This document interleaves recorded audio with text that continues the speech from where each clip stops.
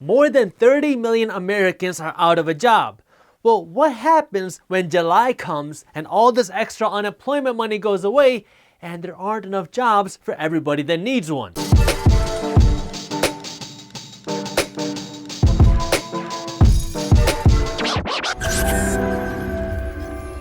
What's up, everybody? I am Jaspreet Singh and welcome to the Minority Mindset. The reports are in. Americans are losing their jobs faster than ever. Jaspreet, your report is a little bit behind. Over 30 million Americans have filed for unemployment benefits between March and May 2020. This sounds like bad news because people keep comparing it to the Great Depression, and it is bad news, but it's nowhere near as bad as it could be because of America's unemployment program. Right now, millions of Americans are getting state unemployment benefits, federal unemployment benefits, stimulus checks, plus there are talks of more stimulus checks on the way. Man, if only Gucci was open. Come July though, the $600 a week from the federal government will go away, and the $1,200 stimulus checks will be all done unless something changes between now and then. But I have a feeling that coincidentally, businesses at this time when all this goes away are gonna get flooded with a ton of job applications. But what happens if July comes and August comes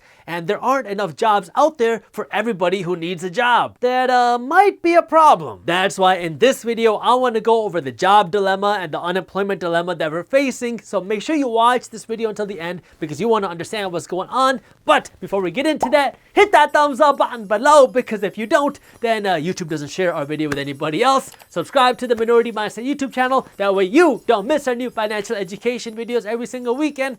Hit that little notification bell too, because if you don't, then YouTube won't let you know when our new videos are released. From my understanding of this, the point of all these unemployment benefits are to 1, make sure people have money to eat, 2, to prevent the spread of this virus by having people incentivized not to go to work and accidentally be in contact with people who might have the virus, and 3, to keep the economy artificially afloat with all of this free money. Although all this money isn't actually free, but I've already talked about that in previous videos, so I'm not gonna talk about it again in this video. The dilemma is right now, we have all these people that are gonna need a job, but we're in a shrinking economy, which means there are gonna be less jobs out there for people who need one. To put this in perspective, the average state government is paying people in unemployment $463 a week. Now add to that the additional $600 a week the federal government's paying, and that's $1,063 a week to people for being unemployed. Plus, you got some stimulus checks too. Practically speaking, if you can make more money in unemployment than you can from working a job,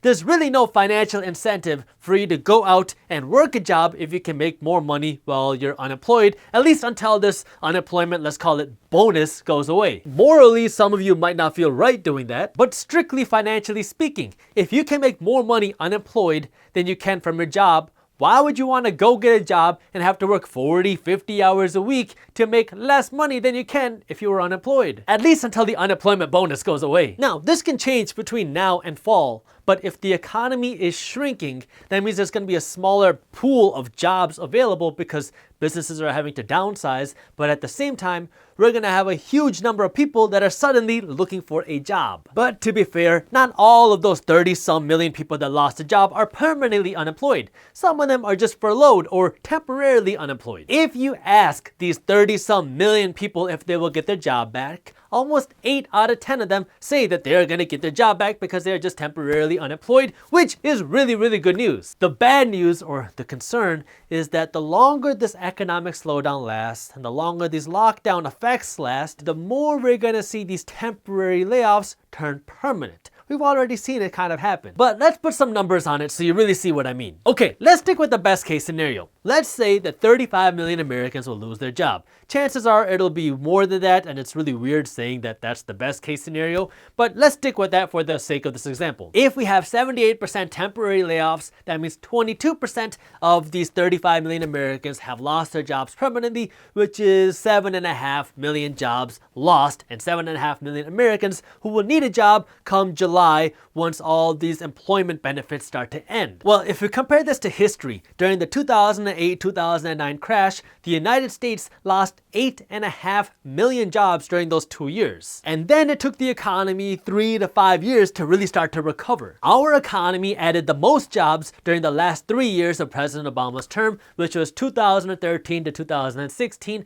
And during those 3 years, the United States economy added 7.9 million jobs to the economy. You can compare that to the estimated 7.5 million jobs we might lose in 2020. You can also compare it to the first 3 years of Donald Trump's presidency between 2017 and 2020, where our economy added 6.7 million jobs into the economy over 3 years. Just judging by history, after the 2008 crash, when the United States lost 7.5 million jobs, it took the country a few years to get out of this hole, and people didn't have to worry about getting sick on top of that. Now in 2020, we have this jobs dilemma where we could be seeing 7.5 million jobs permanently lost, with on top of that a health issue that's underlying our financial issues. The financial issue is businesses don't have any money, and they're not making any money because people aren't spending money, and so businesses are having to downsize and lay off more employees. And when people do want to spend money, it's more difficult because, well, of all these social distancing measures, and it's also difficult because people don't have money to spend, which might explain why we hit a record high amount of consumer debt during this whole crisis. Oh, and banks are also making it harder for people to borrow money, like to buy a home,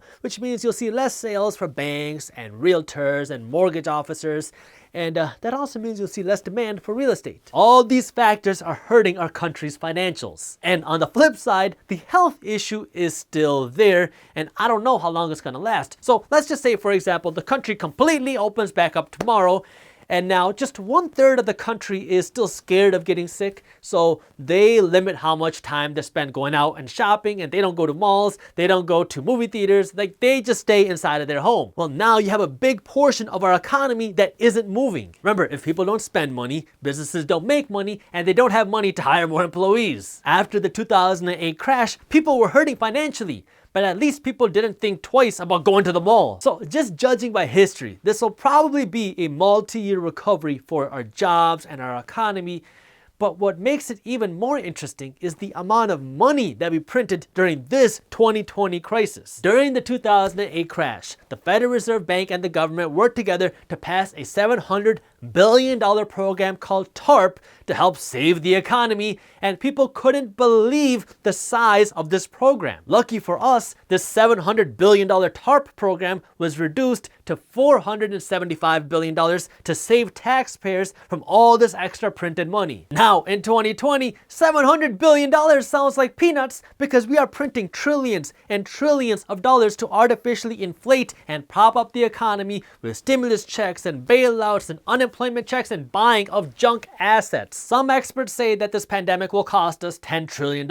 All this excessive money printing is going to have long-term effects that, I'm sorry to say, but you are gonna have to pay for. I don't know exactly to what extent, but our taxes are gonna get hurt because more of our tax dollars are gonna have to go to pay off our previous debt. Our savings are gonna get hurt, our earnings are gonna get hurt, our dollars are gonna get hurt for years to come.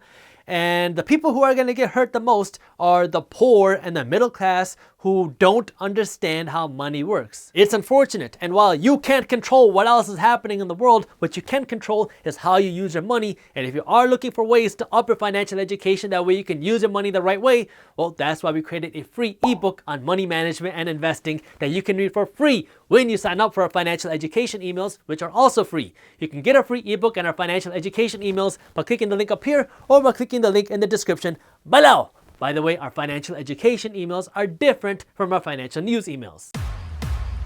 Thank you for watching. If you enjoyed this video, share it with one friend, that way we can help spread the word. If you want to learn more about how you can find a strong company to invest in on the stock market, I already made a video on it, and you can watch this video on YouTube by clicking this button right over here.